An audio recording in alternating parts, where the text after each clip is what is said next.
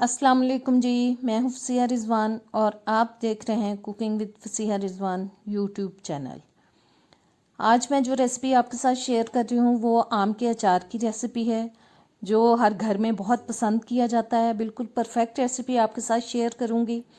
अगर आप इस रेसिपी के साथ अपना अचार बनाएंगे तो आपका अचार कभी ख़राब नहीं होगा। और उसके लिए मैंने 4 किलो आम ले लिए हैं। मार्केट से ही मैंने इनको कटवा लिया था आम वाले से। मैंने इनको घर आके वॉश किया और फिर पंखे के नीचे एक चादर पे फैला के 3-4 घंटे के लिए मैंने इनको अच्छी तरह से ड्राई कर लिया। अब इनमें मैं डाल रही हूँ तकरीबन 2 टेबल स्पून तक हल्दी,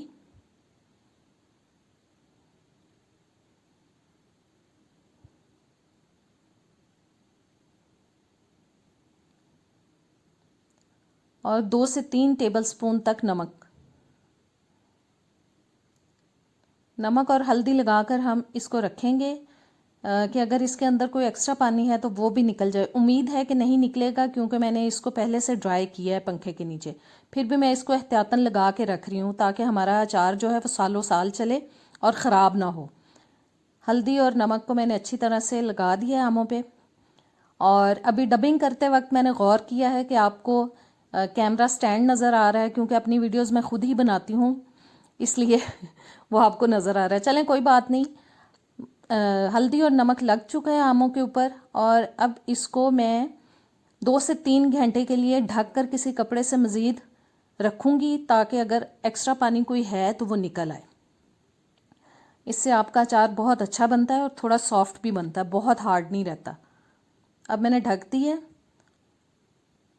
और जी 2-3 घंटे गुजरने के बाद ये देखें पानी बिल्कुल नहीं निकला। जैसा कि मैंने आपको पहले बताया था कि मैं एहतियातन रख रही हूँ ताकि हमारा अचार जो है वो ख़राब ना हो और अगर पानी है तो वो निकल जाए, लेकिन नहीं निकला।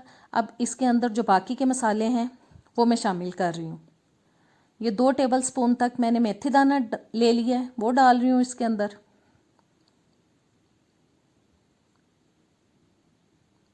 2-3 टेबल स्पून मैंने नमक डाल दिया है क्योंकि पहले भी हमें 2-3 टेबल स्पून हम पहले भी डाल चुके हैं।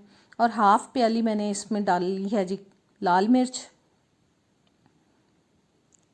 3-4 टेबल स्पून तक सौंफ ले ली है, वो डाल दी है। 2-3 टेबल स्पून राई और ये तकरीबन 1.5 से 2 टेबल स्पून पहले मैंने कलौंजी डाली थी और अब मैंने राई डाली है। और 1 कप ऑयल डाल दिया मैंने इसके अंदर सरसों का। और अब इन सब मसालों को अच्छी तरह से हम मिक्स करेंगे। हल्दी मैंने नहीं डाली क्योंकि वो हम इसमें पहले शामिल कर चुके हैं और उतनी बहुत है जो हम पहले डाल चुके हैं।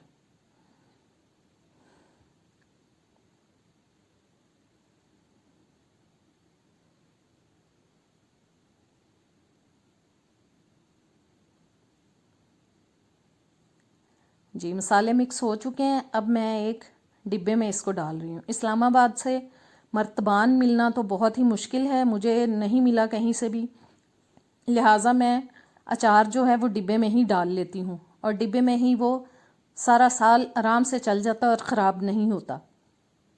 जी अचार मैंने डिब्बे में शामिल कर दिया है, डाल दिया है।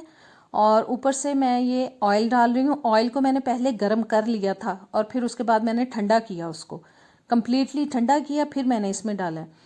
ऑयल मैं अभी इसमें कम डाल रही हूँ क्योंकि आज संडे है, ऑयल मिला नहीं है, शॉप्स सारी बंद हैं।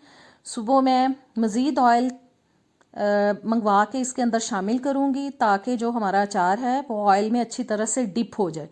अचार जब भी आप डालें तो उसके ऊपर तक ऑयल रहना चाहिए। अचार जो है वो ऑयल के अंदर डूबा हुआ होना चाहिए ताकि जो हमारा अचार है वो सही रहे। उससे आपके अचार में कभी भी फफूंदी नहीं लगती और पूरा साल आपका अचार बहुत मज़े का रहता है। बिल्कुल नरम नहीं पड़ता, बिल्कुल ख़राब नहीं होता और सारा साल आप इसको एंजॉय कर सकते हैं। उम्मीद करती हूँ आपको ये रेसिपी अच्छी लगी होगी। ज़रूर इसको ट्राई कीजिएगा। मेरे चैनल को सब्सक्राइब नहीं किया तो वो कर दें, बेल के बटन को प्रेस करें ताकि आने वाली वीडियोस के नोटिफिकेशंस आप तक आते रहें। वीडियो अच्छी लगी है तो लाइक और शेयर कर दें। अब इजाज़त दें, अल्लाह हाफ़िज़।